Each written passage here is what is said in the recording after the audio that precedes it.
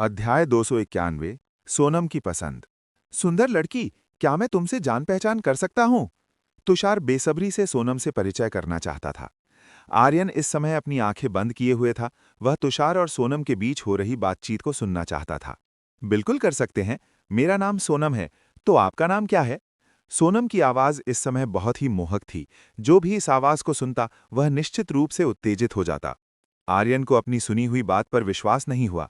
एक ऐसे व्यक्ति के लिए जिसका चेहरा इतना लंपट था, सोनम का व्यवहार 180 डिग्री कैसे बदल सकता था? क्या सोनम की पसंद ऐसी है?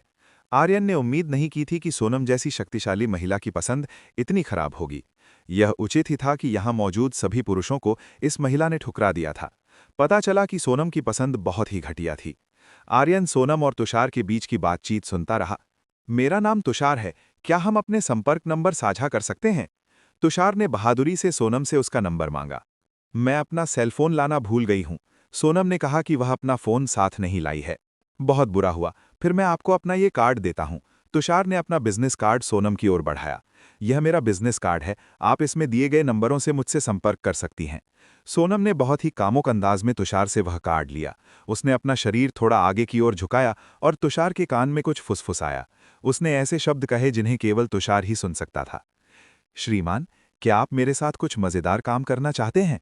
मैं शौचालय में आपका इंतजार करूंगी। सोनम ने बहुत ही अश्लील शब्दों के साथ तुषार को आमंत्रित किया। यह सुनकर तुषार बहुत उत्साहित हो गया। उसे उम्मीद नहीं थी कि यह महिला इतनी कामुक निकलेगी। यह एक सुनहरा अवसर था जिसे उसे गंवाना नहीं चाहिए था। आर्यन और भी हैरान हो गया। इतनी शक्तिशाली महिला साधिका उस व्यक्ति के साथ कुछ शर्मनाक काम क्यों करना चाहती थी? इसके अलावा सोनम ही थी जिसने तुषार को आमंत्रित किया था। आर्यन वास्तव में सोनम के बारे में सोचना बंद नहीं कर पा रहा था। तुषार से वे अश्लील बातें कहने के बाद सोनम ने ट्रॉली को पीछे के कैबिन की ओर धकेल दिया और सबकी नजरों से ओझल हो गई। तुषार तुरंत उसके पीछे नहीं गया। उसे उस सुंदर परिचारिका से मिलने जाने से पहले कुछ समय इंतजार करना था। सोनम ने जो दवा दी थी उसने अपना काम करना शुरू कर दिया था। जिसने भी वह भोजन और पेय लिया था वे सब सोने लगे थे। वह दवा काफी शक्तिशाली रही होगी, लेकिन आर्यन पर उसका कोई असर नहीं हुआ। आर्यन ने आसानी से उस दवा के प्रभाव को बेअसर कर दिया। 5 मिनट बाद आखिरकार तुषार अपनी सीट से उठा और तुरंत उस सुंदर महिला सोनम से मिलने चला गया। तुषार के जाने के बाद आर्यन ने अपनी आंखें खोलीं। वह यह जानने के लिए काफी उत्सुक था कि तुषार और सोनम क्या करेंगे। आर्यन को अभी भी विश्वास नहीं हो रहा था कि सोनम जैसी महान महिला तुषार जैसे विकृत व्यक्ति के साथ ऐसा कुछ करेगी। उत्सुकता के कारण आर्यन ने यह देखने का फैसला किया कि वे दोनों क्या कर रहे हैं। शायद उसे वहां कुछ दिलचस्प नजारा देखने को मिल जाए। आर्यन पीछे के कैबिन की ओर बढ़ा। इस समय वहां मौजूद अन्य परिचारिकाएं सो रही थीं। ऐसा लग रहा था कि उन्होंने भी अन्य यात्रियों की तरह दवा ले ली थी। पता चला कि न केवल यात्रियों को बल्कि यहाँ की सभी परिचारिकाओं को भी सोनम ने नींद की गोलियां दे दी थीं। ऐसा लग रहा था कि इस सुंदर महिला में कुछ तो अजीब था। यह देखकर उसके मन की जिज्ञासा और बढ़ गई। आर्यन विमान के शौचालय के पास गया। चूंकि वहां एक ही शौचालय था, इसलिए उसे जगह ढूंढने में कोई परेशानी नहीं हुई। आर्यन इस समय शौचालय के दरवाजे के सामने खड़ा था। दरवाजा बंद था और अंदर से कुंडी लगी थी। अंदर तुषार और सोनम थे। ये दोनों वास्तव में ऐसा कुछ कर रहे थे, वो भी इतने छोटे कमरे में। आर्यन ने अपनी शक्ति का थोड़ा उपयोग करके दरवाजे में एक छोटा सा छेद कर दिया। आर्यन ने अंदर झांका। वह देखना चाहता था कि सोनम और वह विकृत आदमी क्या कर रहे हैं। अंदर तुषार और सोनम कुछ शर्मनाक करने की शुरुआत कर रहे थे। तुषार सोनम के सुंदर शरीर को छूने की कोशिश कर रहा था।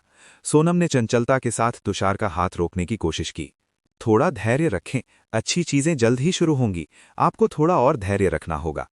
तुषार धैर्य कैसे रख सकता था जब उसने सोनम जैसी असाधारण सुंदरी को देखा था। वह उसके शरीर के साथ खेलने के लिए बेताब था। मुझसे अब और इंतजार नहीं होता, जल्दी करो और मुझे खुश करो। तुषार की लार टपक रही थी। सोनम ने मोहक मुस्कान के साथ तुषार को फिर से उकसाया। यह सब मुफ्त नहीं है। क्या आप जानते हैं मुझे क्या चाहिए? सोनम ने अपनी सुंदरता का लालच देकर उसे फिर से उकसाया। तुम्हें कितना पैसा चाहिए? तुम जो चाहोगी मैं तुम्हें दूंगा। तुषार अब और बर्दाश्त नहीं कर पा रहा था। वह सोनम को कुछ भी देने के लिए तैयार था, भले ही उसे भारी कीमत चुकानी पड़े, लेकिन वह इसके लिए तैयार था क्योंकि वह इस स्वादिष्ट मांस का स्वाद चखना चाहता था। तो फिर मैं अपना शुल्क अभी वसूल करूंगी। सोनम ने अपने हाथ तुषार के गले के चारों ओर डाल दिए। तुषार उसकी बर्स जैसी सफेद और मुलायम आभाओं को देखकर बहुत उत्तेजित हो गया। उसने मन ही मन सोचा कि आखिर इस महिला की त्वचा किस चीज से बनी है और वह इतनी सुंदर कैसे है। तुषार ने अनगिनत महिलाओं के साथ खेला था, लेकिन यह पहली बार था जब उसने ऐसी सुंदरी देखी जिसने उसके पूरे शरीर के खून को इतनी तेज कर दिया था। आर्यन को अपनी आंखों पर विश्वास नहीं हो रहा था। सोनम जैसी महिला साधिका तुषार जैसे आदमी के साथ ऐसा क्यों कर रही थी? अपनी कल्पनाओं में भी वह नहीं सोच सकता था कि सोनम इस तरह से पैसे कमाएगी। उनकी बातचीत से उसे लगा कि सोनम इस काम के लिए शुल्क चाहती है। क्या सोनम जैसी शक्तिशाली साधिका के पास पैसों की इतनी कमी थी कि वह ऐसा साहसिक और घिनौना काम करने पर उतर आई थी? आर्यन को लगा कि सोनम में कुछ तो गड़बड़ है। पहले उसे महसूस हुआ था कि सोनम के शरीर से एक पवित्र कुंवारी की आभा आ रही थी, लेकिन एक पवित्र कुंवारी ऐसा काम नहीं कर सकती। क्या आर्यन ने सोनम की आभा को पहचानने में गलती की थी? अध्याय 292 सुंदर हत्यारी। शौचालय के अंदर तुषार ने सोनम की पतली कमर को गले लगाने की कोशिश की, लेकिन जैसे ही उसका हाथ सोनम की कमर के पास पहुंचा, अचानक उसकी नज़र 180 डिग्री पीछे की ओर मुड़ गई। तुषार को समझ नहीं आया कि अचानक उसकी नज़र पीछे की ओर क्यों मुड़ गई। उसने अपना सिर हिलाने की कोशिश की, लेकिन दुर्भाग्य से वो ऐसा नहीं कर सका। जब उसकी आंखों ने नीचे देखा तो वो हैरान रह गया, क्योंकि नीचे उसकी पीठ थी। तुषार को अभी एहसास हुआ कि इस समय उसका सिर 180 डिग्री पीछे की ओर घूम चुका था। तुषार को चिल्लाने का मौका भी नहीं मिला। उसका शरीर संतुलन खोने लगा और वो आगे की ओर झुककर विमान के फर्श पर गिर पड़ा। तुषार ने सोनम की ओर भयावह नजरों से देखा। उसने उम्मीद नहीं की थी कि ये महिला एक सुंदर हत्यारी असैसिन निकलेगी। सोनम तुषार के सामने घुटनों के बल बैठ गई और उसने तुषार का सिर थपथपाया। क्या तुम जानते हो, मुझे तुम्हारे जैसे निर्लज लोगों से सबसे ज्यादा नफरत है। सोनम ने जमीन पर पड़े तुषार को ठंडी नजरों से देखा। सोनम को तुषार जैसे पुरुषों से सबसे ज्यादा नफरत थी, जो महिलाओं को बिना किसी मूल्य की वस्तु की तरह समझते थे। तुषार कुछ कहना चाहता था, लेकिन दुर्भाग्य से उसके शब्द गले में ही अटक गए थे। धीरे धीरे तुषार की चेतना लुप्त होने लगी और उसने अपनी आखिरी सांस ली। इस समय तुषार मर चुका था। ये पुष्टि करने के बाद कि तुषार मर चुका है, सोनम ने अपनी स्टोरेज रिंग से एक वस्तु निकाली और तुषार की लाश पर एक तरल पदार्थ छिड़क दिया। देखते ही देखते तुषार की लाश भाप बनकर उड़ गई और बिना कोई निशान छोड़े गायब हो गई। शुरू से अंत तक आर्यन ने देखा कि सोनम ने तुषार के साथ क्या किया। आर्यन ने उम्मीद नहीं की थी कि ये सुंदर विमान परिचारिका एक सुंदर हत्यारी असैसिन निकलेगी। ये उचित ही था कि सोनम का साधना स्तर इतना ऊंचा था। पता चला कि वो शुरू से ही एक हत्यारी थी। आर्यन थोड़ा निराश भी था, भले ही उसे उम्मीद थी कि वहां कुछ रोमांचक देखने को मिलेगा। आर्यन शायद जरूरत से ज्यादा उम्मीद कर रहा था। सोनम जैसी शक्तिशाली महिला तुषार जैसे आदमी के साथ ऐसा कुछ करना चाहेगी, ये होना बिल्कुल असंभव था। आर्यन इस तरह के मामले में बहुत ज्यादा हस्तक्षेप नहीं करना चाहता था, इसलिए उसने अपनी सीट पर लौटने का फैसला किया। जैसे ही आर्यन अपनी कुर्सी की ओर जाने वाला था, सोनम शौचालय से बाहर आ गई। रुको, तुम यहां क्या कर रहे हो? उस महिला ने तुरंत खुद को संभाल लिया था और इस समय वो आर्यन को देखकर मधुर मुस्कुरा रही थी। जम्भाई लेते हुए, मैं बस अपना चेहरा धोने के लिए शौचालय जाना चाहता था, लेकिन दुर्भाग्य से अंदर कोई था, इसलिए मैं वापस जाने का फैसला किया। आर्यन ने बहुत जल्दी एक बहाना ढूंढ लिया ताकि सोनम को उस पर शक न हो। उसने नींद में होने का नाटक किया ताकि सोनम को विश्वास हो जाए कि वो नींद की दवा के असर में है। विमान के दरवाजे पर एक संकेतक लगा होता है, यदि कोई अंदर हो तो लाइट लाल हो जाती है और खाली होने पर हरी। अच्छा, तुम चेहरा धोना चाहते हो तो कृपया जाओ, मेरा काम हो गया। सोनम ने आर्यन को शौचालय इस्तेमाल करने के लिए आमंत्रित किया। जरूरत नहीं है, मैं वापस जाकर सोना चाहता हूं, मुझे नींद आ रही है। आर्यन अपनी कुर्सी की ओर बढ़ने लगा, लेकिन जैसे ही वो वहां से दूर जाने लगा, अचानक उसकी गर्दन पर एक काले तितली पैटर्न वाला चाकू आ गया। आर्यन स्वाभाविक रूप से जानता था कि ये चाकू किसका है। ये निश्चित रूप से सोनम का था। तुम यहां से नहीं जा सकते, तुम पहले से ही बहुत सी ऐसी बातें जान चुके हो जो तुम्हें नहीं जाननी चाहिए थीं। आर्यन, सुंदर विमान परिचारिका, ये आप क्या कर रही हैं? आपने अचानक मेरी गर्दन पर चाकू क्यों निकाल लिया? क्या आपका इरादा मुझे लूटने का है? कृपया मुझे जाने दें, मेरे पास बिल्कुल भी पैसे नहीं हैं। आर्यन ने सोनम के सामने मूर्ख बनने का नाटक शुरू कर दिया। सोनम की बातें सुनकर सोनम लगभग फर्श पर गिरते गिरते बची। उसने उम्मीद नहीं की थी कि आर्यन उसे एक चोर समझेगा। तुम्हारी हिम्मत कैसे हुई इस महिला को चोर कहने की? क्या तुम मरना चाहते हो? आर्यन के प्रति सोनम का व्यवहार तुरंत बदल गया और उसका लहजा बहुत ठंडा हो गया। उसने आर्यन की ओर एक शक्तिशाली हत्यारी आभा छोड़ी। तो मुझे क्या कहना चाहिए? आप जो अभी कर रही हैं वो एक चोर की तरह ही तो है जो अपने शिकार पर चाकू ताने हुए है।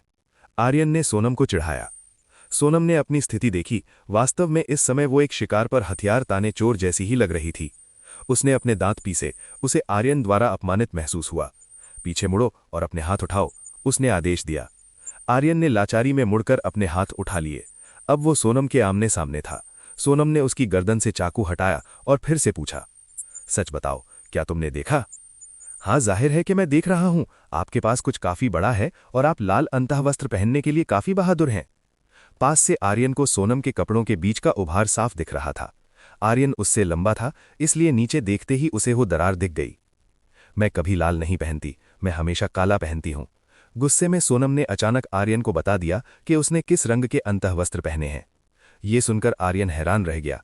वो तो बस इस महिला हत्यारी को थोड़ा चिढ़ाना चाहता था, लेकिन उसने खुद ही अपना राज खोल दिया। सोनम को तुरंत एहसास हो गया कि उसने क्या कह दिया है। उसे लगा जैसे आर्यन उसे बेवकूफ बना रहा है। उसने फिर से चाकू आर्यन की गर्दन पर रख दिया, इस बार पहले से भी ज्यादा करीब। जरा सी हलचल और आर्यन की गर्दन कट सकती थी। तुम्हारी हिम्मत कैसे हुई मुझे चढ़ाने की? क्या तुम्हें नहीं पता कि इस समय तुम्हारी जान मेरे हाथों में है? सोनम बहुत गुस्से में लग रही थी। आर्यन, मुझ में क्या खराबी है? क्या मैंने आपके हर सवाल का जवाब नहीं दिया? सोनम समझ नहीं पा रही थी कि आर्यन जानबूझकर मूर्ख बन रहा है या वो वाकई में अनजान है। मेरे धैर्य की एक सीमा है। जल्दी बताओ, क्या तुमने देखा कि मैंने अभी अंदर क्या किया? क्या तुम्हें लगता है कि मैं कोई सुपर ह्यूमन हूं जो दीवारों के पार देख सकता हूं? अगर मुझ में ऐसी क्षमता होती तो मैं इसका इस्तेमाल दुनिया की सभी महिलाओं के अंतःवस्त्र देखने के लिए करता। आर्यन ने बड़ी ही बेशर्मी से जवाब दिया। अध्याय 293 सोनम से निपटना। आर्यन के जवाब से सोनम बिल्कुल भी संतुष्ट नहीं हुई। वो आर्यन पर और भी अधिक क्रोधित हो गई। सोनम को आर्यन जैसे लंपट पुरुष बिल्कुल पसंद नहीं थे। इस समय सोनम आर्यन की गर्दन काट देना चाहती थी। तुम अभी भी मेरे साथ मजाक करने की हिम्मत कर रहे हो? मैं तुम्हें सच में मार डालूंगी। सोनम ने अपनी गर्दन पर रखे चाकू को थोड़ा हिलाया। जैसे ही सोनम का चाकू आर्यन की गर्दन पर खरोच मारने वाला था, आर्यन सोनम की नजरों से ओझल हो गया। सोनम बहुत हैरान हुई जब उसने आर्यन को गायब होते देखा। उसे आर्यन की हरकतें बिल्कुल भी दिखाई नहीं दी। पीछे से आर्यन ने अपना हाथ बढ़ाया और सोनम के कोमल उभारों, डबल पीक्स को छुआ। आह! सोनम के मुंह से तुरंत एक हल्की कराह निकली। जब आर्यन के हाथ ने उसके कोमल अंगों को छुआ तो सोनम को अपने शरीर में बिजली की लहर दौड़ती हुई महसूस हुई। उसका शरीर गर्म होने लगा और कोमल पड़ गया। सोनम की शरीर की सारी शक्ति कम होने लगी। जैसे ही चाकू उसकी गर्दन में घोंपा जाने वाला था, आर्यन ने 9 छाया कदम का उपयोग करके सोनम के पीछे जाने का रास्ता बनाया था। बिना समय बर्बाद किए आर्यन ने अपने हाथों से सोनम के दोनों कोमल उभारों को पकड़ लिया। आर्यन ने सोनम से निपटने के लिए अपनी राज हृदय तकनीक का इस्तेमाल किया। आर्यन इस अहंकारी महिला को खुद से माफी मांगने पर मजबूर करना चाहता था। सोनम ने आर्यन के दुष्ट पंजों से छूटने की कोशिश की, लेकिन दुर्भाग्य से उसका शरीर इतना कोमल और कमजोर हो गया था कि उसके पास खुद को छुड़ाने की ताकत ही नहीं बची थी। तुमने मेरे शरीर के साथ क्या किया? मैं अपनी शक्ति का उपयोग क्यों नहीं कर पा रही हूं? सोनम ने आर्यन से पूछा कि उसने उसके साथ क्या किया है। वो वास्तव में बहुत असहज थी। उसे महसूस हो रहा था जैसे हजारों कीड़े उसके शरीर पर रेंग रहे हों। तुम्हारा शरीर बहुत अच्छा है, दबाने पर ये काफी कोमल महसूस होते हैं। आर्यन की आवाज सोनम के कानों में गूंजी। ये दोनों बहुत ही लचीले और कड़े थे। उन्हें छूने का एहसास काफी सुखद था। आह! सोनम को एक जबरदस्त सिहरन महसूस हुई जब आर्यन के हाथ ने उसके उभारों को भींचा। वो एक बहुत ही मोहक आवाज में कराह उठी। आर्यन को सोनम की आवाज सुनना काफी पसंद आया। ये महिला उसे बहुत उत्तेजित कर सकती थी। आर्यन ने उन्हें और भी मजबूती से दबाना शुरू कर दिया। आर्यन सोनम से ये ऊर्जा सोखना नहीं भूला। सोनम की ये ऊर्जा शुद्ध और काफी मात्रा में थी। ऐसा लग रहा था कि उसकी ऊर्जा लंबे समय से संचित थी। अगर आर्यन उसके शरीर से ये ऊर्जा निकाल लेता तो संभावना थी कि वो 7वें स्तर के शिखर पर पहुंच जाता। बड़े लंपट, जल्दी करो और मुझे छोड़ो। अगर तुमने मुझे नहीं छोड़ा तो मैं तुम्हें जान से मार डालूंगी और तुम्हारे हजारों टुकड़े कर दूंगी। सोनम ने उसे जान से मारने की धमकी दी। आर्यन को उसकी धमकियां पसंद नहीं आई। उसने अपने होंठ सोनम के कान के पास रखे। क्या तुम जानते हो, मुझे उन लोगों से नफरत है जो मुझे डराने की कोशिश करते हैं। अब मैं तुम्हें बताता हूं कि मैं कौन हूं। आर्यन ने सोनम की पहनी हुई विमान परिचारिका की टोपी और कपड़े उतारने शुरू कर दिए। आर्यन की हरकतें बहुत तेज थीं। उसने बड़ी आसानी से उसके कपड़े उतार दिए। सोनम के बाल जो पहले बंधे हुए थे अब खुल चुके थे और उनमें से बहुत अच्छी खुशबू आ रही थी। अब उसके शरीर पर केवल एक जोड़ी काले पारदर्शी कामुक अंतःवस्त्र बचे थे। ऐसा लगता है कि जो सोनम ने पहले कहा था वो सच था। वो वास्तव में बहुत ही पारदर्शी काले कपड़े पहने हुए थी। आर्यन सब कुछ साफ देख सकता था। आर्यन ने कहीं पढ़ा था कि जो महिलाएं काला रंग पहनना पसंद करती हैं उनमें वासना बहुत प्रबल होती है। ऐसा लग रहा था कि सोनम एक अकेली महिला थी जो इच्छाओं से भरी हुई थी। अब आर्यन और बर्दाश्त नहीं कर पा रहा था। वो उसके शरीर को छूते रहना चाहता था। सोनम को महसूस हुआ कि उसका शरीर ठंडा पड़ गया है। जब उसने नीचे देखा तो उसने पाया कि उसके कपड़े कहीं गायब हो चुके थे। आह! सोनम काफी जोर से चिल्लाई। अगर यहां आसपास लोग होते तो वो निश्चित रूप से उसकी चीख सुनते। आर्यन ने तुरंत सोनम का शरीर अपनी ओर घुमाया और बिना कुछ कहे उसके होठों को चूम कर उसे खामोश कर दिया। सोनम की आंखें फटी की फटी रह गईं। आर्यन ने अचानक उसे चूम लिया था। अपने पूरे जीवन में सोनम ने कभी किसी मनुष्य को नहीं चूमा था, लेकिन आज उसे अपने से काफी छोटे युवक ने चूम लिया था। मौजूदा स्थिति में सोनम स्पष्ट रूप से नहीं सोच पा रही थी। उसे बस ये महसूस हुआ कि यह चुंबन काफी सुखद था। उसने पहले ऐसा कुछ भी महसूस नहीं किया था जिसने उसके दिल को इतनी खुशी दी हो। आर्यन ने सोनम के चेरी जैसे होठों को महसूस किया जो काफी कोमल थे। उसने बहादुरी से अपनी जीभ उसके मुंह में डाल दी। सोनम चुंबन का आनंद ले रही थी कि अचानक उसके मुंह में एक बाहरी चीज का प्रवेश हुआ जिसने तुरंत उसकी जीभ को उलझा दिया। सोनम ने पहले तो विरोध करने की कोशिश की, लेकिन वो ऐसा नहीं कर सकी। वो चीज उसके मुंह में छटपटाती रही और उसे एक असाधारण एहसास देती रही। बिना जाने ही सोनम ने भी अपनी जीभ का उपयोग करना शुरू कर दिया। आर्यन और सोनम ने जुनून के साथ चुंबन करना शुरू कर दिया। आर्यन की राज हृदय तकनीक के कारण सोनम की दशकों से दबी हुई वासना बाहर आने लगी। उसने अपनी बर्फ जैसी सफेद बाहों से आर्यन को गले लगा लिया। सोनम अब लालच के साथ आर्यन को चुंबन करने लगी। उसे अब आसपास की परवाह नहीं थी। वो बस आर्यन से वो सुखद एहसास चाहती थी। आर्यन ऐसा नहीं होने देना चाहता था। उसने सोनम को अपने ऊपर से धक्का दे दिया। सोनम, जो बिल्कुल तैयार नहीं थी, फर्श पर गिर पड़ी। ओह! उसने अपना सिर सहलाया, जो फर्श से टकराने के कारण थोड़ा दर्द कर रहा था। तुम बहुत मतलबी हो, तुम मेरे साथ इतनी क्रूरता कैसे कर सकते हो? सोनम ने आर्यन से शिकायत की क्योंकि उसने अचानक उसे धक्का दे दिया था। अध्याय 294। सोनम को आर्यन से प्यार हो गया। सोनम अब आर्यन के सामने नखरे कुकैटिशली दिखा रही थी। आर्यन इस महिला में आए बदलावों से बहुत भ्रमित था। ये महिला बहुत तेजी से बदल रही थी। पहले सोनम उसे मारना चाहती थी, लेकिन अब वो उसे पसंद करती दिख रही थी। आर्यन को इस महिला से सावधान रहना होगा। वो एक महान हत्यारी है। सोनम उसके सामने अभिनय करने में बहुत माहिर हो सकती है। आर्यन ने देखा था कि जब सोनम ने तुषार को अपने जाल में फंसाया था, तो तुषार बड़ी आसानी से उसके झांसे में आ गया था। इसी वजह से आर्यन को इस महिला से सतर्क रहना था। खांसते हुए, मुझे बताओ, तुम्हारा असली नाम क्या है? आर्यन ने पूछा कि सोनम का असली नाम क्या है। मेरा नाम सोनम ही है, फिर तुम्हारा नाम क्या है? सोनम ने पलटकर आर्यन से पूछा। आर्यन ने उम्मीद नहीं की थी कि सोनम ऐसी हत्या करने के लिए अपने असली नाम का इस्तेमाल करेगी। ये महिला बहुत आत्मविश्वासी थी। आर्यन को लगा कि सोनम की वर्तमान नज़रें उसके लिए प्यार से भरी हुई थीं। उसे समझ नहीं आ रहा था कि क्या ये महिला उसके खिलाफ कोई योजना बनाना चाहती है। आर्यन सोनम के प्रति सतर्क रहेगा। अब, मेरा नाम आर्यन है। वैसे तुमने उस व्यक्ति को पहले क्यों मारा? क्या तुम एक हत्यारी हो? आर्यन ने तुरंत मुख्य मुद्दे पर बात की। वो जानना चाहता था कि सोनम एक हत्यारी है या नहीं। हाँ, मैं एक हत्यारी हूं जो लेजेंड्स रैंक की रैंकिंग सूची में है। वो व्यक्ति एक सिंडिकेट का सरगना था जो छोटे गांवों की सुंदर लड़कियों और महिलाओं का अपहरण करता था। वे सुंदर महिलाओं का अपहरण कर उन्हें नाइट क्लबों में मनोरंजन के लिए बेच देते थे। मैंने उसे उन निर्दोष महिलाओं और लड़कियों को बचाने के लिए मारा। मैं नहीं चाहती कि वे ऐसा कुछ बुरा अनुभव करें। सोनम ने आर्यन को बताया कि उसने उस व्यक्ति को क्यों मारा। आर्यन को समझ नहीं आ रहा था कि उसे सोनम की बातों पर विश्वास करना चाहिए या नहीं। सोनम जैसी सुंदर हत्यारे पर विश्वास करना काफी कठिन था, लेकिन अगर सोनम की बात सच थी तो उसने ये अच्छे काम के लिए किया था। ये महिला उतनी बुरी नहीं थी जितना आर्यन ने सोचा था। तुमने कहा कि तुम लेजेंड रैंक की हत्यारी हो, इसका क्या मतलब है? लेजेंड रैंक की हत्यारी होने का मतलब है कि मेरी शक्ति अत्यंत प्रबल है। इस रैंक के हत्यारों के मिशन की विफलता की दर 1% से कम है, इसलिए हमें काम पर रखने की कीमत काफी महंगी होती है। हम केवल मिशन स्वीकार नहीं करते, हम केवल वही मिशन लेते हैं जो हमारे मानदंडों के अनुकूल हों। सोनम ने आर्यन को लेजेंड रैंक के बारे में बताया। आर्यन को अभी पता चला कि इस दुनिया में इस तरह के हत्यारे भी मौजूद हैं। सोनम की वर्तमान शक्ति के साथ किसी भी उच्च पदस्थ व्यक्ति को मारना मुश्किल नहीं होगा। इसमें कोई आश्चर्य नहीं कि उन्हें इतना अधिक भुगतान मिलता है। तो तुम हत्यारी क्यों बनी? तुम्हारी वर्तमान शक्ति के साथ तुम आसानी से बहुत सारा पैसा कमा सकती हो। आर्यन ने फिर पूछा कि उसने हत्यारी बनने का फैसला क्यों किया। इससे बढ़कर जाहिर है कि मैं किसी से बदला लेना चाहती हूं। जब सोनम ने यह कहा तो आर्यन ने उसके भीतर से काफी प्रबल हत्यारी आभा महसूस की। तुम्हारी वर्तमान शक्ति जो ओवरलॉर्ड रेल्म के तीसरे पड़ाव तक पहुंच गई है, क्या तुम उस व्यक्ति से आसानी से बदला नहीं ले सकती? आर्यन को लगा कि इतनी शक्ति के साथ उसे बदला ले लेना चाहिए था। मैं अभी भी बहुत कमजोर हूं। जिस व्यक्ति को मैं मारना चाहती हूं उसके पास मेरी तुलना में कहीं अधिक शक्ति है।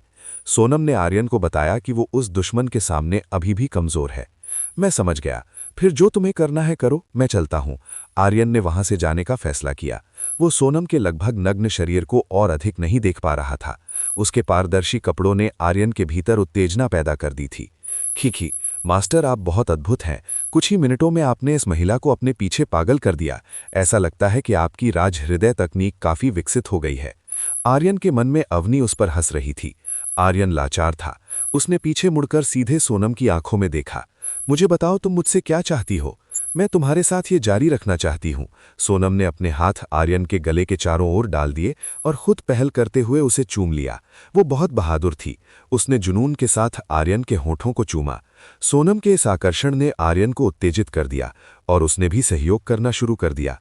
आर्यन का हाथ उसके शरीर को सहलाने लगा। दोनों को आसपास की कोई परवाह नहीं थी। 30 मिनट तक आर्यन ने सोनम के साथ प्यार किया। सोनम को वास्तव में आर्यन के साथ बहुत मजा आया। वो कई बार सुख के शिखर पर पहुंची। उसे ये छोटा मनुष्य इतना पसंद आया कि उसे लगा कि वो अब उसे कभी नहीं छोड़ पाएगी। सोनम ने अपने कपड़े वापस पहनना शुरू किया और अपनी पूरी दिखावट को पहले की तरह ठीक करने की कोशिश की। सुख के शिखर का अनुभव करने के बाद उसका चेहरा पहले से अधिक चमक रहा था। काफी समय बीत गया था। आर्यन को डर था कि कहीं ऐश्वर्या जाग ना जाए और उसे ढूंढने ना लगे। कपड़े पहनने के बाद सोनम ने आर्यन को जाते देखा। उसके दिल ने एक अधूरापन सा महसूस हुआ। उसने जल्दी से खुद को व्यवस्थित किया और आर्यन के पीछे जाने का फैसला किया। अध्याय 295 लाड़ प्यार। आर्यन अपनी यात्री सीट पर वापस लौट आया। जब वो वापस आया तब माधुरी और ऐश्वर्या अभी भी काफी गहरी नींद में सो रही थीं। आर्यन ने उन दोनों की नींद में खलल नहीं डाला। वो अपनी सीट पर बैठ गया और अपना सिर सीट के कोमल बैकरेस्ट पर टिका दिया। आर्यन, ये तुम्हारे लिए खाना और पीना है। सोनम यानी लिंगियन आर्यन के पास आई। वो आर्यन के लिए पेय और भोजन लेकर आई थी। आर्यन ने वो भोजन और पेय देखा जो सोनम लाई थी। ये महिला बहुत अजीब है, वो ऐसी कैसे हो गई? तुम्हें इस तरह परेशान होने की जरूरत नहीं है। आर्यन ने सोनम से ऐसा कुछ करना बंद करने को कहा। मैं बिल्कुल भी परेशान नहीं हुई, बल्कि तुम्हारे लिए ये सब करके मुझे खुशी हो रही है। सोनम को बिल्कुल भी बुरा नहीं लगा, बल्कि आर्यन के लिए ये सब करते हुए वो खुश थी। इस समय सोनम ने आर्यन की ओर बहुत ही कोमल भाव से देखा। जल्दी से अपना मुंह खोलो, मुझे तुम्हें खिलाने दो। सोनम ने आर्यन से अपना मुंह खोलने के लिए कहा। वो आर्यन को और भी ज्यादा लाड़ प्यार करना चाहती थी। सोनम को ऐसा करते हुए बहुत खुशी महसूस हो रही थी। पता चला कि किसी को पसंद करना बहुत सुखद होता है। सोनम आर्यन पर दबाव डालती रही। वो तब तक वहां से नहीं जाना चाहती थी जब तक आर्यन उसके द्वारा लाया गया भोजन और पेय खत्म नहीं कर लेता। आर्यन पूरी तरह असहाय था। उसने अपना मुंह खोला और सोनम के हाथों से निवाला लिया। सोनम ने जो भोजन और पेय दिया था उसमें कुछ भी अजीब नहीं था, इसलिए आर्यन उसे खाते समय निश्चिंत रह सकता था। यहां आर्यन को ऐसा महसूस हुआ जैसे उसके पास खुद की एक निजी विमान परिचारिका हो। ये एहसास बिल्कुल भी बुरा नहीं था। सोनम लगातार आर्यन की सेवा करती रही। उसे खाना खिलाने के बाद सोनम ने आर्यन के शरीर की मालिश करना शुरू कर दिया। ये महिला न केवल एक सुंदर हत्यारी है, बल्कि वो हर चीज में बहुत कुशल भी है। आप देख सकते हैं कि सोनम आर्यन की सेवा बहुत अच्छी तरह से करती है। यहां तक कि आर्यन, जिसे पहले असहज महसूस हो रहा था, सोनम की सेवा से सहज हो गया। आर्यन ने वास्तव में इसका आनंद लिया। वो वर्तमान में बहुत राहत महसूस कर रहा था। आर्यन ने अपनी आंखें बंद कर लीं और सोने लगा। सोनम ने देखा कि आर्यन सो गया है तो उसने मालिश करना बंद कर दिया। सोनम ने आर्यन के सामने वाले छोटे ट्रंक से एक कंबल निकाला और आर्यन के शरीर को उस कंबल से ढक दिया। जाने से पहले सोनम ने आर्यन के गाल पर एक चुंबन लिया। मेरे प्यारे पुरुष, अच्छे से सो जाओ। सोनम ने आर्यन से मीठी बातें कहीं। आज का दिन सोनम द्वारा अनुभव किए गए अब तक के सबसे सुंदर और आनंदमयी दिनों में से एक था, और ये आर्यन की वजह से था। आर्यन ने उसे एक सुखद एहसास दिया था। आर्यन वास्तव में सोया नहीं था, वो अभी भी सोनम के प्रति सतर्क था। सौभाग्य से सोनम का इरादा उसे नुकसान पहुंचाने का नहीं था। उस महिला ने उसे कंबल दिया और उसे चूमा। सोनम ने आर्यन को बहुत ज्यादा लाड़ प्यार दिया था। सोनम के जाने के बाद आर्यन सच में गहरी नींद में सो गया। सोनम को चूमने के बाद सोनम उन 4 हट्टे कट्टे पुरुषों को संभालने गई जो पहले तुषार के साथ बैठे थे। सोनम को यह सुनिश्चित करना था कि किसी को पता न चले कि उसने क्या किया है। उसने अपने शरीर से एक सुई निकाली और उन चारों पुरुषों के शरीर के कई महत्वपूर्ण बिंदुओं पर चुभाई। सोनम ने सीधे उनके महत्वपूर्ण तंत्रिका बिंदुओं पर वार किया था, जिसका मतलब ये था कि वो चारों हट्टे-कट्टे पुरुष अब लकवाग्रस्त हो जाएंगे। अपना काम पूरा करने के बाद सोनम वापस अपनी कुर्सी पर बैठ गई। यहां से वो आर्यन पर नजर रख रही थी और ऐसा करते हुए वो बिल्कुल भी ऊब नहीं रही थी। 7 घंटे का समय बीत चुका था। ये विमान जल्द ही अपनी मंजिल पर पहुंचने वाला था। जो लोग पहले नींद की गोलियों के असर में थे, अब वो जागने लगे। उन्हें याद नहीं था कि वो 6 घंटे से ज्यादा समय तक कैसे सोए रहे। पीछे के कैबिन में मौजूद विमान परिचारिकाओं को भी नहीं पता था कि वो क्यों सो गई थीं। अगर उनके बॉस को इस बारे में पता चला तो उनका करियर खत्म हो जाएगा। सभी परिचारिकाएं फुर्ती से अपने काम पर वापस लौट आईं। प्रिय यात्रियों, हम जल्द ही अपनी मंजिल पर पहुंचने वाले हैं। आशा है कि हर कोई अपनी बेल्ट फिर से बांध लेगा। विमान जल्द ही जमीन पर उतरेगा। एक परिचारिका ने सभी यात्रियों को अपनी सीट बेल्ट फिर से लगाने के लिए कहा। कुछ परिचारिकाओं ने उन यात्रियों को जगाना शुरू किया जो अभी भी सो रहे थे। उन्होंने ये सुनिश्चित किया कि सबने सीट बेल्ट बांध ली है। माधुरी और ऐश्वर्या विमान परिचारिका की घोषणा की आवाज से जाग गए। उन्हें अभी एहसास हुआ कि वो जल्द ही अपनी मंजिल पर पहुंचने वाले हैं। ऐश्वर्या ने उम्मीद नहीं की थी कि वो इतनी अच्छी नींद ले पाएगी। माधुरी अब तरोताजा महसूस कर रही थी। उसे लगा कि उसका शरीर पहले की तुलना में बहुत हल्का हो गया है। ऐसा लग रहा था कि ये सच था कि उसे अपने थके हुए मानसिक मन को ठीक करने के लिए थोड़ी नींद की जरूरत थी। आर्यन माधुरी और ऐश्वर्या से पहले ही उठ गया था। उसने कंबल को वापस मोड़ा और उसे अपने सामने वाले छोटे ट्रंक में रख दिया। माधुरी ने आर्यन की ओर देखा। जब उसने आर्यन का चेहरा देखा तो वो काफी हैरान रह गई। उसने आर्यन के गाल पर लिपस्टिक का लाल निशान देखा। माधुरी निश्चित रूप से जानती थी कि ये निशान कहाँ से आया है। ये किसी महिला के होठों का ही निशान था। माधुरी सोचने लगी कि जब वो पहले सो रही थी तब आर्यन क्या कर रहा था। माधुरी ने अपने बैग से एक रुमाल निकाला और उसे आर्यन की ओर बढ़ाया। पति, बेहतर होगा कि तुम अपने गाल से चुंबन का निशान हटा लो। अगर ऐश्वर्या ने इसे देख लिया तो मुसीबत हो जाएगी। माधुरी ने फुसफुसाते हुए आर्यन को बताया और अपना रुमाल उसे दे दिया। आर्यन ने तुरंत उस गाल को छुआ जहां सोनम ने चूमा था। ये सच था कि उसके गाल पर लिपस्टिक का निशान रह गया था। आर्यन ने तुरंत माधुरी से रुमाल लिया और अपने गाल से लिपस्टिक का निशान मिटाया। ये सोनम के चुंबन का काम था। शुरू से ही उस महिला ने जानबूझकर उसके साथ ऐसा किया होगा। थोड़ी देर बाद आर्यन अपने गाल से वो निशान हटाने में सफल रहा। शुक्र है कि माधुरी ने उसे बता दिया, वरना ऐश्वर्या उसे फिर से गलत समझ लेती। आर्यन, मुझे तुम्हारी सीट बेल्ट बांधने में मदद करने दो।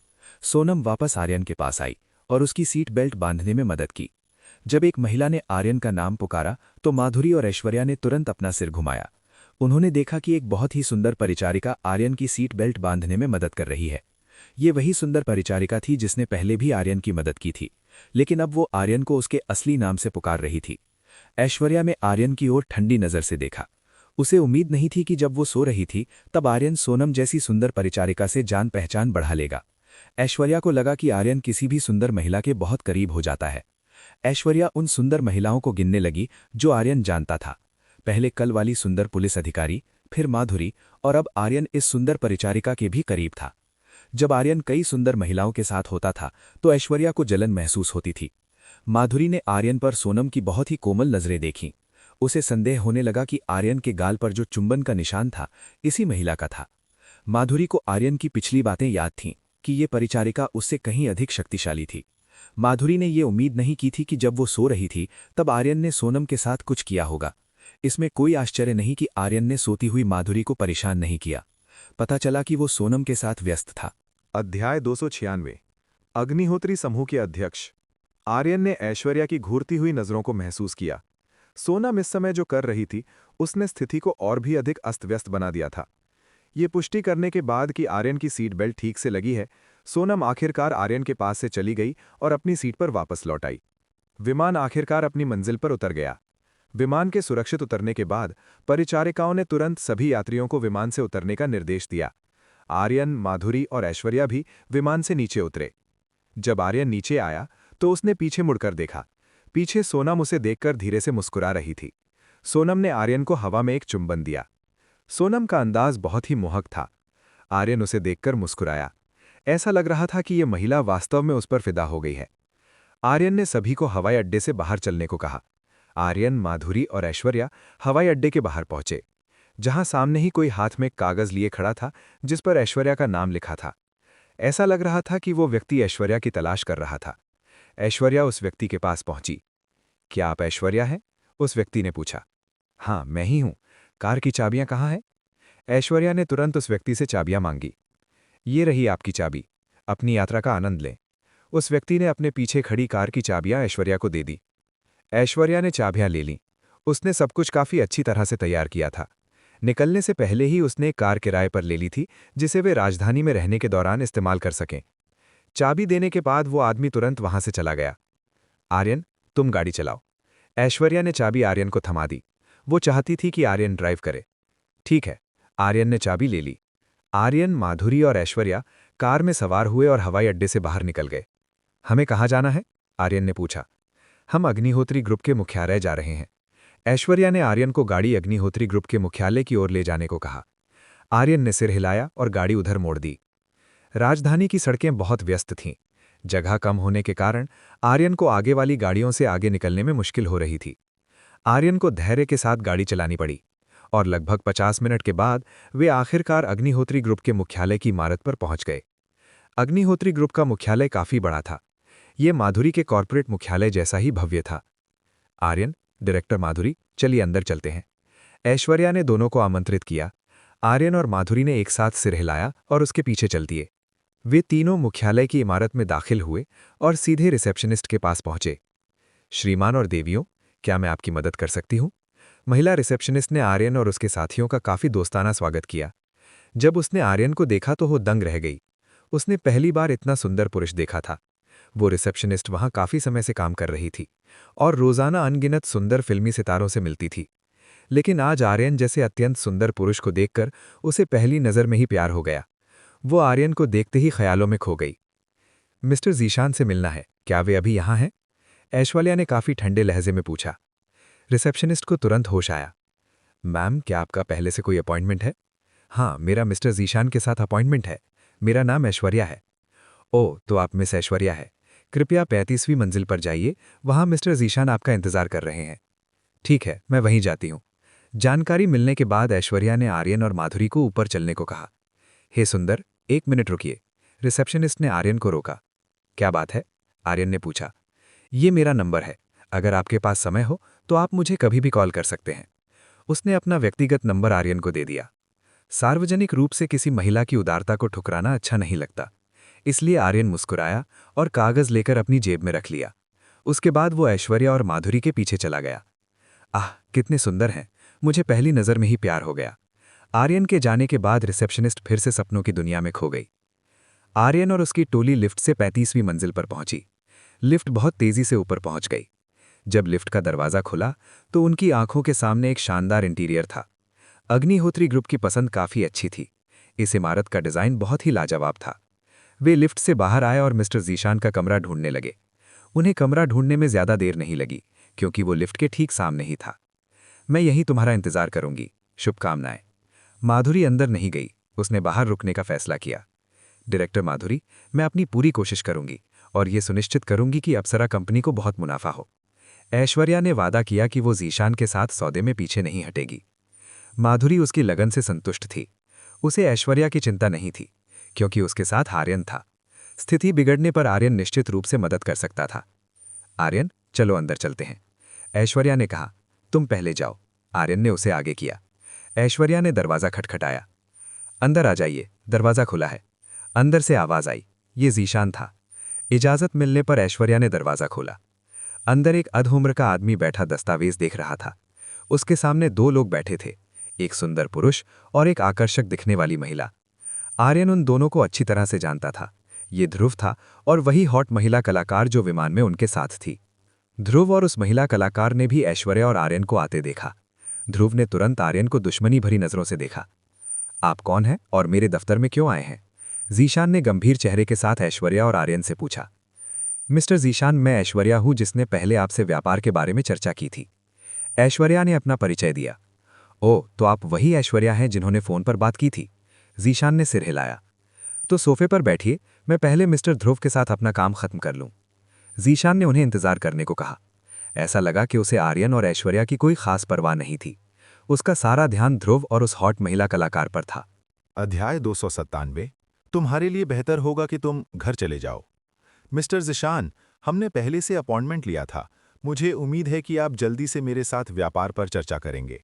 ऐश्वर्या को ज़िशान द्वारा इंतजार करने के लिए कहा जाना पसंद नहीं आया। अग्निहोत्री ग्रुप के साथ व्यापार तुरंत किया जाना चाहिए, अन्यथा ये दोनों पक्षों के लिए हानिकारक हो सकता है। क्या तुम देख नहीं रही कि मैं एक महत्वपूर्ण अतिथि से बात कर रहा हूं? अगर तुम्हारे पास धैर्य नहीं है तो तुम यहां से जा सकती हो।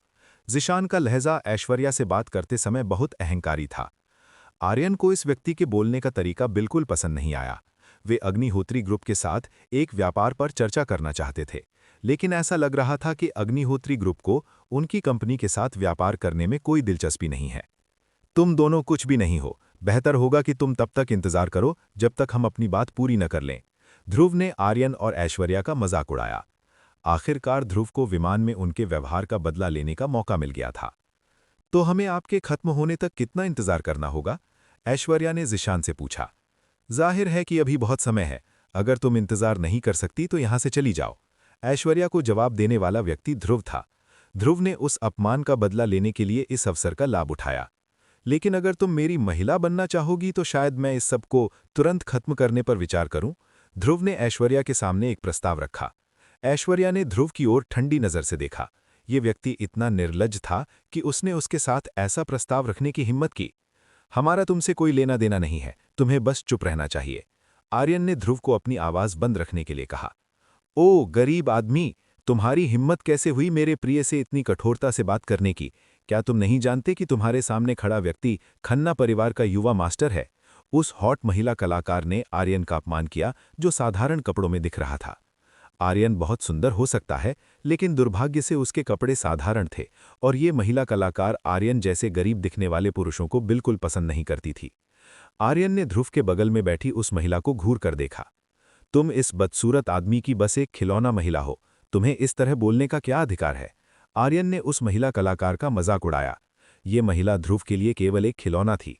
जब ध्रुव ऊब जाएगा तो वो इसे निश्चित रूप से फेंक देगा। तुम उस महिला ने आर्यन की ओर उंगली उठाकर इशारा किया। तुम बहुत अहंकारी हो। लगता है मुझे तुम्हें थोड़ा सबक सिखाना होगा ताकि तुम समझ सको कि तुम कहाँ खड़े हो। ध्रुव अपनी कुर्सी से उठा और आर्यन के करीब आया। ध्रुव अपना अपमान करने के लिए आर्यन को सबक सिखाना चाहता था। वो अपनी क्षमताओं पर बहुत आत्मविश्वासी था। उसे आर्यन से निपटने के लिए केवल एक हाथ की जरूरत थी। ज़िशान ने ध्रुव की ओर देखा। उसने अफवाहें सुनी थीं कि ध्रुव अब एक साधक बन गया है, इसलिए बहुत संभावना है कि ये युवक ध्रुव के हाथों पिटेगा। ध्रुव की हरकतें अचानक तेज हो गईं। कुछ ही सेकंड्स के भीतर वो आर्यन के सामने था। मर जाओ! ध्रुव ने आर्यन के पेट पर मुक्का मारा। उसने ताकत बिल्कुल कम नहीं की और पूरी ताकत से प्रहार किया। बैंग! मुक्के की आवाज काफी तेज थी। ऐसा लगा जैसे ध्रुव ने लोहे पर प्रहार किया हो। ध्रुव की पूरी ताकत के साथ आर्यन के आंतरिक अंग निश्चित रूप से गंभीर रूप से घायल हो जाने चाहिए थे। ऐश्वर्या को एहसास हुआ कि ध्रुव उसके पीछे पहुंच चुका था, खासकर जब उसने आर्यन के पेट पर वार किया। लेकिन आर्यन को ध्रुव के मुक्के से बिल्कुल दर्द नहीं हुआ। उस मुक्के का उस पर कोई प्रभाव नहीं पड़ा। दर्द से कराहने वाला व्यक्ति आर्यन नहीं बल्कि ध्रुव था। ध्रुव को महसूस हुआ कि उसके हाथ में भयंकर दर्द हो रहा है। उसे लगा जैसे उसने अभी अभी स्टील की दीवार पर टक्कर मारी हो। उसे उम्मीद नहीं थी कि इस व्यक्ति का शरीर लोहे जैसा कठोर होगा। कमरे में मौजूद हर व्यक्ति ये देखकर दंग रह गया कि दर्द से कराहने वाला ध्रुव था। क्या ध्रुव ने ही आर्यन को नहीं मारा था तो चोट ध्रुव को कैसे लग सकती है? ऐश्वर्या, ज़िशान और उस महिला कलाकार के लिए ये बहुत अजीब था। आर्यन ने फर्श पर घुटनों के बल बैठे ध्रुव की कमीज का कॉलर पकड़ा और उसे हवा में ऊंचा उठा लिया। क्या तुम्हारे पास बस इतना ही था? अगर ऐसा है तो तुम्हें बस घर चले जाना चाहिए। आर्यन ने ध्रुव को दीवार की ओर फेंक दिया। बैम! ध्रुव दीवार से काफी जोर से टकराया। उसने अपनी पीठ पकड़ी जिसमें बहुत दर्द हो रहा था। प्रिय! उस महिला कलाकार तुरंत ध्रुव की मदद करने के लिए दौड़ी। प्रिय जागो, मुझे डराओ मत। ध्रुव ने कोई जवाब नहीं दिया। वो केवल अपनी घायल पीठ के दर्द से करहा रहा था। अब क्या हम अपना व्यापार शुरू कर सकते हैं? आर्यन ने ज़िशान पर एक डरावना प्रभाव बनाया। जब ज़िशान ने आर्यन से निकलने वाली डरावनी आभा को महसूस किया तो उसके पसीने छूट गए। उसे संदेह होने लगा कि ये युवक एक बहुत ही शक्तिशाली मास्टर है, वरना ध्रुव इतनी आसानी से कैसे हार सकता था। बिल्कुल, प्लीज बैठिए। ज़िशान ने तुरंत ऐश्वर्या और आर्यन को अपने सामने बैठने के लिए कहा। आर्यन और ऐश्वर्या कुर्सियों पर बैठ गए। उन्होंने दर्द में पड़े ध्रुव की पूरी तरह उपेक्षा की। तो मिस ऐश्वर्या, इस विज्ञापन के लिए आपके पास कितना बजट है? $50 मिलियन। ऐश्वर्या ने अप्सरा कंपनी के विज्ञापन के लिए उपलब्ध राशि बताई। $50 मिलियन, ये काफी बड़ी राशि है। इतने पैसों से आप देश और विदेश में बहुत से लोगों तक पहुंच सकती हैं। जितने पैसे मेरे पास हैं, क्या आप हमारे उत्पादों के विज्ञापन के लिए किसी स्टार की सिफारिश कर सकती हैं? ऐश्वर्या एक महिला स्टार चाहती थी। इस महिला के बारे में क्या ख्याल है? इसके लिए ये अच्छी दिखती है और इसकी फीस भी कम है, केवल $20 मिलियन। ज़ीशान ने उस महिला कलाकार की ओर इशारा किया। ये सुनते ही वो महिला कलाकार तुरंत उत्तेजित हो गई। अगर उसे ये अनुबंध मिल जाता है तो अगले कुछ सालों तक उसके पास पैसों की कमी नहीं होगी। उसने तुरंत दर्द में पड़े ध्रुव का साथ छोड़ दिया और ऐश्वर्या और आर्यन की ओर लपकी। मैम, मैं आपके उत्पादों के लिए स्टार बन सकती हूँ। उसने तुरंत ऐश्वर्या के सामने खुद को पेश किया। ये महिला बहुत निर्लज्ज थी। उसने पहले आर्यन का अपमान किया था क्योंकि वो गरीब दिख रहा था, लेकिन अब वो आर्यन के कंपनी के उत्पादों के लिए स्टार बनना चाहती थी। अध्याय 298 फाल्गुनी का आगमन। आर्यन उस महिला को अपनी कंपनी के उत्पादों के लिए स्टार कभी नहीं बनने देगा। नहीं, तुम हमारे किसी भी काम के लायक नहीं हो। आर्यन ने सबसे पहले उस हॉट महिला स्टार को ठुकरा दिया। श्रीमान, मुझसे पहले गलती हो गई थी, कृपया मेरी उस भूल को क्षमा करें। मैं वास्तव में ईमानदारी से आपके उत्पादों के लिए स्टार बनना चाहती हूँ। वह महिला हार मानने को तैयार नहीं थी। उसे अपनी शर्म बेचने में भी कोई गुरेज नहीं था, जब तक कि उसे अनुबंध मिल जाए और वो एक अमीर महिला बन सके। ऐश्वर्या ने उस महिला से कुछ नहीं कहा। उसने उसे पूरी तरह नज़रअंदाज कर दिया। मिस्टर ज़ीशान, क्या कोई और महिला स्टार नहीं है जो यह काम कर सके? ऐश्वर्या ने पूछा। आखिर ऐश्वर्या को लगा कि अग्निहोत्री ग्रुप द्वारा तय की गई कीमत बहुत ज्यादा है। एक स्टार की कीमत $20 मिलियन कैसे हो सकती है? यह बहुत अधिक था। ऐश्वर्या को मोल भाव करने में और चतुर होना था। वह ज़ीशान के साथ व्यापार में नुकसान नहीं उठा सकती थी। बिल्कुल है, लेकिन उसकी कीमत और भी अधिक हो सकती है। हमारी मुख्य स्टार की फीस इस महिला से 3 गुना अधिक है, ज़ीशान ने ऐश्वर्या को बताया। ऐश्वर्या ने अपनी भौहें सिकोड़ी। एक स्टार की कीमत इतनी ज्यादा कैसे हो सकती है? क्या यह ब्लैकमेल करना नहीं था? मैम, बस मुझे चुन लीजिए। मेरी कीमत उतनी महंगी नहीं है। आप मुझसे निश्चित रूप से संतुष्ट होंगी। उस महिला ने फिर से खुद को पेश किया। अब ऐश्वर्या और बर्दाश्त नहीं कर सकती। यह महिला उसे बहुत परेशान कर रही थी। रास्ते से हट जाओ, मैं तुम्हें कभी इस्तेमाल नहीं करूंगी। बेहतर होगा कि तुम अपने बॉयफ्रेंड का ख्याल रखो। ऐश्वर्या ने उसे वहां से भगा दिया। उसका धैर्य अब जवाब दे रहा था। वह महिला ऐश्वर्या की बात सुनकर आग बबूला हो गई। तुम बदचलन औरत, तुम्हें सबके लिए पछताओगी। उसने ऐश्वर्या को कोसा और असंतोष के साथ ध्रुव के पास लौट आई और उसे कमरे से बाहर ले जाने में मदद करने लगी। जिस स्टार की मैंने सिफारिश की थी वो जा चुकी है। अब अपना चुनाव करो, ज़ीशान ने ऐश्वर्या से कहा। उसके द्वारा तय की गई कीमत बहुत अधिक थी। यदि ऐश्वर्या इस सहयोग के लिए सहमत होती तो अप्सरा कंपनी घाटे में रहती। यह उतना आसान नहीं था जितना ऐश्वर्या ने सोचा था। वह ज़ीशान को कीमत कम करने का रास्ता सोचने लगी। क्या आपके द्वारा बताई गई कीमत बहुत महंगी नहीं है? एक स्टार को काम पर रखना इतना महंगा नहीं होना चाहिए। आर्यन ने ज़ीशान से बोलने की हिम्मत की। उसे लगा कि यह कीमत पूरी तरह से बेतुकी है। यह हमारी बाजार दर है। यदि आप नहीं चाहते तो आप अपने उत्पाद का विज्ञापन करने के लिए कोई और जगह ढूंढ सकते हैं। हमें इससे कोई नुकसान नहीं होगा। ज़ीशान इस व्यापार के प्रति उदासीन लग रहा था। उसे बस मुनाफे से मतलब था, चाहे उसे अपने व्यापारिक सहयोगियों को ब्लैकमेल ही क्यों न करना पड़े। ऐश्वर्या के लिए यह कठिन स्थिति थी, क्योंकि जरूरत उन्हें थी, इसलिए ज़ीशान अपनी मनमानी कर रहा था। इस बीच कमरे के बाहर माधुरी सब सुन रही थी। उसने उम्मीद नहीं की थी कि ज़ीशान का इरादा आर्यन और ऐश्वर्या को ब्लैकमेल करने का है। माधुरी इस क्षेत्र की अनुभवी खिलाड़ी थी। वह जानती थी कि एक स्टार की फीस इतनी अधिक नहीं होती। जब माधुरी कमरे के अंदर जाकर ऐश्वर्या की मदद करना चाहती थी, तभी पीछे से किसी ने उसे पुकारा। हे सुंदर बड़ी बहन, बड़े दिनों बाद मिले।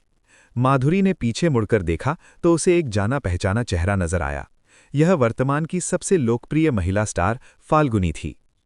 ओह मिस फाल्गुनी, आपसे मिले हुए काफी समय हो गया। माधुरी ने उसका स्वागत किया। फाल्गुनी यह देखकर हैरान थी कि माधुरी और भी सुंदर हो गई है। सुंदर बहन, आप यहाँ क्या कर रही हैं? मैं आर्यन का इंतजार कर रही हूँ। वो अंदर व्यापार के सिलसिले में बात कर रहा है। आर्यन?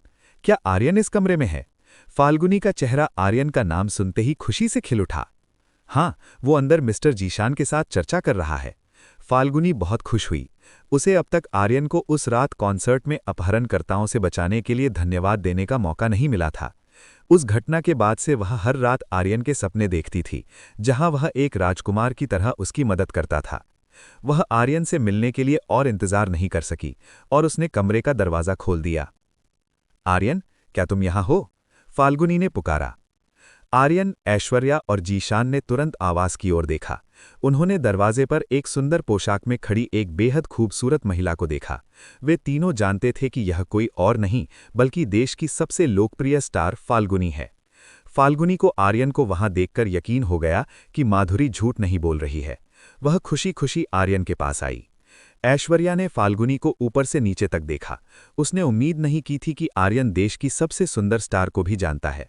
उसने मन ही मन सोचा, आखिर आर्यन कितनी सुंदर महिलाओं को जानता है। वह जिससे भी मिलती है वह आर्यन को पहले से जानती होती है। ऐश्वर्या को लगा कि उसकी प्रतिद्वंदी बहुत ज्यादा है।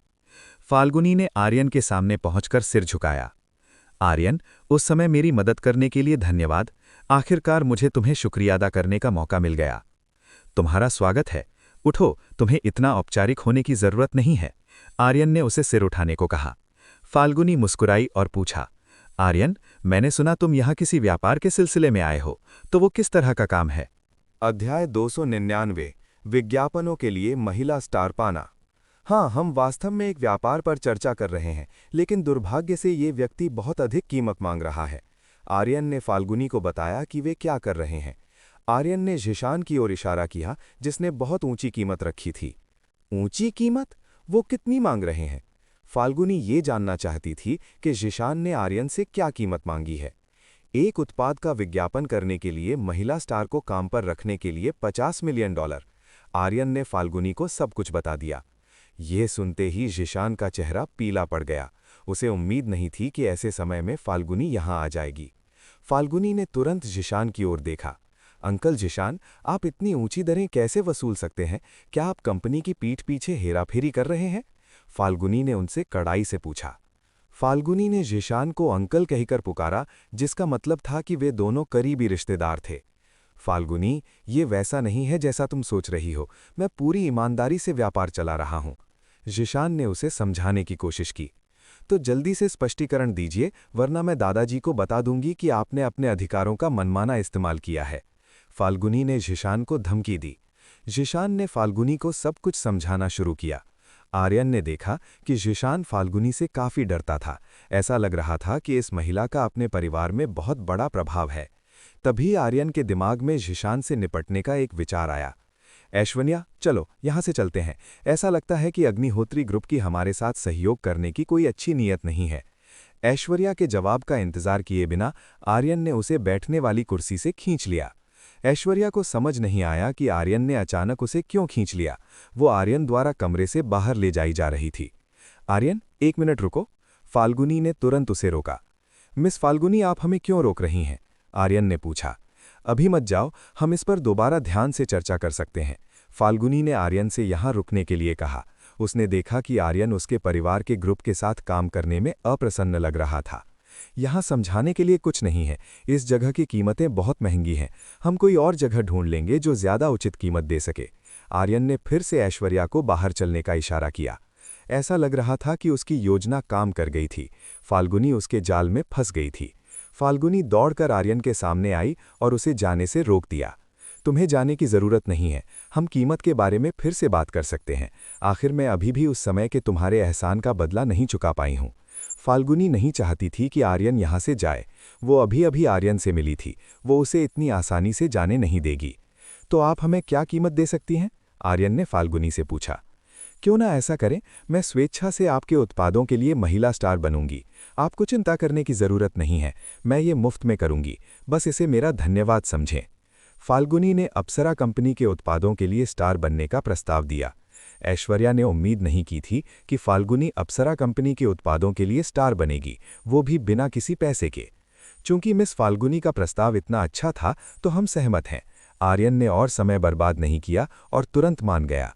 जिशान ने कभी नहीं सोचा था कि फाल्गुनी मुफ्त में काम करने के लिए तैयार हो जाएगी। वो मन ही मन आग बबूला था। उसकी आंखों के सामने जो बड़ा मुनाफा था वो इस छोटी लड़की के आने की वजह से हवा में उड़ गया। फाल्गुनी, तुम ये क्या कह रही हो? तुम्हारी बातों की वजह से हमें बहुत भारी नुकसान होगा। जिशान उस पर चिल्लाया। फाल्गुनी को जिशान का चिल्लाना बिल्कुल पसंद नहीं आया।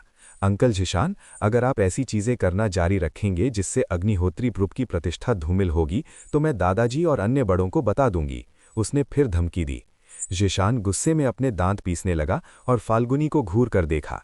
परिवार में फाल्गुनी का पद उससे ऊंचा था। वो कबीले के नेता की सबसे पसंदीदा पोती थी। इसके अलावा वो ग्रुप की सबसे मूल्यवान संपत्ति भी थी। देख लेना फाल्गुनी, एक बार उस बूढ़े को मर जाने दो, फिर मैं तुम्हें बड़े अधिकारियों के लिए वेश्या बना दूंगा, तब मुझे बहुत फायदा होगा। जिशान ने ये सीधे कहने की हिम्मत नहीं की, उसने अपने मन में ही ये कसम खाई। जिशान ने कुछ नहीं कहा और अपनी सीट पर वापस बैठ गया। फाल्गुनी उसके झुकता देखकर खुश थी। तो चलिए सौदा पक्का करते हैं। फाल्गुनी ने आर्यन और ऐश्वर्या के साथ विवरणों पर चर्चा शुरू की। आर्यन और ऐश्वर्या सोफे पर बैठ गए और विज्ञापन के अनुबंध के बारे में बात करने लगे। आप किस प्रकार का विज्ञापन चाहते हैं, छोटा, मध्यम या व्यापक? मिस फाल्गुनी, कृपया पहले मुझे समझाएं कि आपका क्या मतलब है। ठीक है, मैं समझाती हूं। हमारे अग्निहोत्री ग्रुप के विज्ञापन क्षेत्र में कई स्तर हैं। पहला, छोटा स्तर, ये एक साथ कई शहरों के लोगों तक पहुंच सकता है। दूसरा, मध्यम स्तर, ये पूरे देश के लोगों तक पहुंच सकता है। तीसरा, व्यापक स्तर, ये पूरी दुनिया के लोगों तक पहुंच सकता है। इन तीनों स्तरों की अपनी कीमतें हैं। छोटे स्तर की कीमत $5 मिलियन प्रति वर्ष है, मध्यम स्तर की $10 मिलियन और व्यापक स्तर की $20 मिलियन प्रति वर्ष है।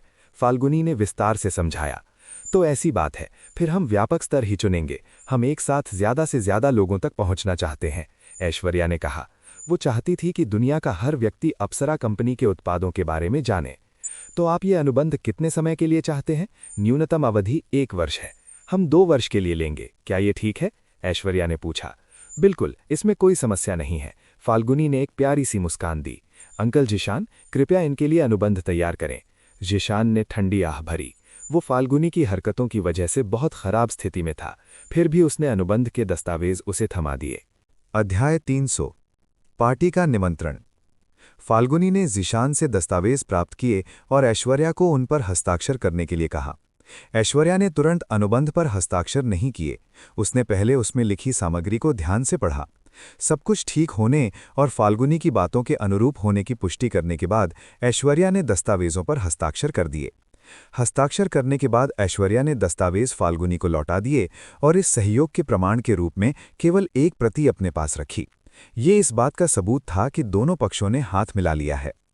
मिस फाल्गुनी, हम आपको आपकी सेवा का मूल्य चुकाना चाहते हैं। क्या आपको इसमें कोई आपत्ति तो नहीं? ऐश्वर्या अभी भी फाल्गुनी की सेवाओं के लिए भुगतान करना चाहती थी। उसे फाल्गुनी जैसी हस्ती से मुफ्त में कुछ लेना अच्छा नहीं लग रहा था। आपको ऐसा करने की जरूरत नहीं है। मैंने ये बिना किसी इनाम की लालसा के किया है। फाल्गुनी ने भुगतान लेने से इनकार कर दिया। वो ये सब केवल आर्यन के उपकार को चुकाने के लिए कर रही थी। अगर आपकी यही इच्छा है तो मैं कुछ नहीं कह सकती। चूंकि फाल्गुनी पैसे नहीं लेना चाहती थी, इसलिए ऐश्वर्या मजबूर थी। जिशान ने एक बार फिर फाल्गुनी की ओर हिकारत से देखा। ये सुंदर स्टार कितनी मूर्ख है। उसने ऐश्वर्या से मिलने वाले पैसों को ठुकरा दिया। अगर वो उसकी जगह होता तो वो निश्चित रूप से वो पैसा ले लेता। सौदा पक्का होने के बाद फाल्गुनी और ऐश्वर्या ने हाथ मिलाया और दोनों महिलाएं एक दूसरे को देखकर मुस्कुराईं। ऐश्वर्या को राहत मिली कि सब कुछ ठीक रहा और ये सब आर्यन की वजह से था। आर्यन हमेशा मुश्किल समय में उसकी मदद करता था, जिससे ऐश्वर्या उसे और भी ज्यादा पसंद करने लगी थी। तो अब हम चलते हैं। हम कल फिर विज्ञापन पर चर्चा करने के लिए आएंगे। सब कुछ खत्म हो गया था। अब बस कल फाल्गुनी के साथ अप्सरा कंपनी के उत्पादों का विज्ञापन बनाना बाकी था। ठीक है मिस फाल्गुनी, हम विदा लेते हैं, फिर मिलेंगे। आर्यन ने भी फाल्गुनी से विदा ली। आर्यन, तुम्हें मुझे मिस फाल्गुनी कहने की जरूरत नहीं है। तुम मुझे बस फाल्गुनी कह सकते हो। फाल्गुनी ने आर्यन से उसे अधिक अपनेपन वाले नाम से बुलाने को कहा। ठीक है, अब से मैं तुम्हें फाल्गुनी ही कहूंगा। आर्यन ने उसे अधिक घनिष्ठता से पुकारना शुरू कर दिया। ये सुनकर फाल्गुनी काफी खुश हुई। उसे लगा कि वो आर्यन के और करीब आ रही है। आर्यन और फाल्गुनी के बीच जो चल रहा था वो ऐश्वर्या की नजरों से नहीं बचा। उसे लगा कि उनके बीच का रिश्ता वैसा नहीं है जैसा ऊपर से दिख रहा है। उसे महसूस हुआ कि फाल्गुनी भी आर्यन को पसंद करती है। ओह हाँ, क्या आज रात तुम्हारा कोई कार्यक्रम है? फाल्गुनी ने आर्यन से पूछा। कुछ नहीं, क्यों? आर्यन ने शालीनता से पूछा। आज रात मेरे निवास पर मेरे दादाजी के जन्मदिन की पार्टी है। मुझे उम्मीद है कि तुम दोनों वहां आ सकते हो। पता चला कि फाल्गुनी ने आर्यन और ऐश्वर्या को अपने दादाजी के जन्मदिन पर आमंत्रित किया था। वो आर्यन को फाल्गुनी का निमंत्रण ठुकराना ठीक नहीं लगा। मिस फाल्गुनी, आप चिंता न करें, आज रात हम जरूर आपके दादाजी के जन्मदिन में आएंगे। ऐश्वर्या ने तुरंत जवाब दिया। ये बहुत अच्छी बात है, आज रात मैं आप दोनों का इंतजार करूंगी। ऐश्वर्या को मानते देख फाल्गुनी खुश थी। अगर ये महिला मान गई तो बहुत संभावना थी कि आर्यन भी पार्टी में साथ आएगा। पार्टी में आने का वादा करने के बाद आर्यन और ऐश्वर्या कमरे से बाहर निकल गए। फाल्गुनी उन्हें देखते हुए दिखी और उसे फिर से अधूरापन महसूस हुआ। फाल्गुनी, क्या तुम जानती हो तुमने अभी क्या किया? ज़ीशान ने उससे पूछा। मैंने क्या किया? मुझे नहीं लगता कि मैंने कुछ गलत किया है, फाल्गुनी ने लापरवाही से जवाब दिया। तुमने अभी इस ग्रुप का बहुत बड़ा नुकसान किया है। मैं इस सहयोग से बहुत मुनाफा कमाने वाला था, लेकिन तुम्हारी हरकतों ने सब चौपट कर दिया। देखना मैं इसकी रिपोर्ट अन्य शेयरधारकों को कैसे करता हूं। उसने उसे धमकी दी। मुझे इसकी कोई परवाह नहीं है। शेयरधारक इस बारे में कुछ नहीं कर सकते। ग्रुप के सबसे ज्यादा शेयर अभी भी मेरे दादाजी के पास हैं, फाल्गुनी ने शांति से कहा। दरअसल फाल्गुनी के दादाजी ज़ीशान को चेयरमैन बनाने के पक्ष में नहीं थे, लेकिन बुजुर्गों और शेयरधारकों के दबाव के कारण उन्हें उसे नियुक्त करना पड़ा। ज़ीशान के पिता कबीले के एक बड़े बुजुर्ग थे, जिनकी मदद से वो इस कुर्सी पर बैठा था। ज़ीशान की सबसे बड़ी समस्या कबीले के वर्तमान नेता यानी क्लैन लीडर थे, जो उसे बिल्कुल पसंद नहीं करते थे। इसलिए उसकी शक्तियां सीमित थीं। ज़ीशान कई बार फाल्गुनी के दादाजी को रास्ते से हटाने की कोशिश कर चुका था, लेकिन वो हमेशा विफल रहा। अगर वो उन्हें हटा पाता तो वो पूरे अग्निहोत्री ग्रुप पर कब्जा कर लेता। इस अनुबंध को संभाल कर रखो। फाल्गुनी ने दस्तावेज ज़ीशान की मेज पर फेंके और कमरे से बाहर निकल गई। उसे पार्टी की तैयारी करनी थी, उसके पास बहस करने का समय नहीं था। ज़ीशान अपने दांत पीस कर रह गया। उसे उम्मीद नहीं थी कि वो फाल्गुनी जैसी जूनियर से हार जाएगा। तुम कमीनी लड़की, देख लेना मैं आज के इस अपमान का बदला जरूर लूंगा, उसने मन ही मन कसम खाई। दूसरी जगह पर आर्यन, माधुरी और ऐश्वर्या वापस किराए की कार में बैठ गए। वे रात के लिए एक होटल ढूंढना चाहते थे। तो कैसा रहा? तुम लोग सफल हुए? माधुरी ने पूछा। सब कुछ बहुत अच्छा रहा, और ये सब फाल्गुनी की वजह से हुआ, जो आर्यन को जानती है। ऐश्वर्या ने माधुरी को पूरी बात बताई। आर्यन, तो फाल्गुनी तुम्हारी सचमुच मदद कर रही है? लगता है तुम्हारे और स्टार फाल्गुनी के बीच के संबंध काफी अच्छे हैं, माधुरी ने आर्यन को चेढ़ा। डायरेक्टर माधुरी, आप बहुत ज्यादा प्रशंसा कर रही हैं। हमारे बीच ऐसा कुछ नहीं है। शायद वो इसलिए अच्छी है क्योंकि मैंने उसकी मदद की थी। ऐश्वर्या के सामने आर्यन माधुरी के साथ बहुत ज्यादा करीब नहीं हो सकता था, वरना ऐश्वर्या को उन दोनों पर शक हो जाता। तो ऐसी बात है। माधुरी को जाहिर है पता था कि आर्यन ने पहले फाल्गुनी को अपहरणकर्ताओं से बचाया था।